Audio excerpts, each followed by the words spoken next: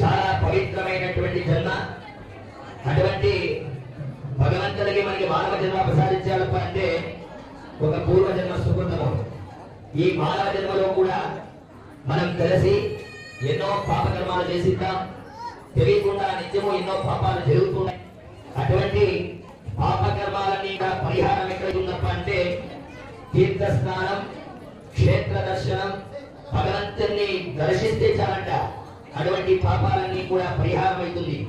కలియుగ దైవమైనటువంటి శ్రీ భూనీల కొల్లాపురి మహాలక్ష్మి సమేత ఆ పీఠ వెంకటరమణ స్వామి వారి వార్షిక కళ్యాణోత్సవం. స్వామివారికి నిత్య కళ్యాణం, పచ్చతోరణం, నిత్యము భగవంతుని కళ్యాణం జరుగుతుంది. అయితే సంవత్సరానికి ఒక మారు 11 రోజుల పాటు స్వామివారి కంకణ ధారణ చేసి లోకం ఎప్పుడూ కూడా సుభిక్షంగా ఉండాలని స్వామివారు సంకల్ప మేరకై సంవత్సరాలకు ఒక మారు స్వామివారికి మాఘశుద్ధ పౌర్ణమి రోజు బ్రహ్మరథోత్సవం అనేటువంటి కైంకర్యం జరుగుతాం. అటువంటి కళ్యాణోత్సవంలో ఈ రోజు స్వామివారి బ్రహ్మరథోత్సవంలో భాగంగా 8వ రోజు స్వామివారికి రాత్రి కళ్యాణోత్సవం జరగడం కొన్ని సంవత్సరాల నుండి వస్తున్నటువంటి ఆనవాయితీ.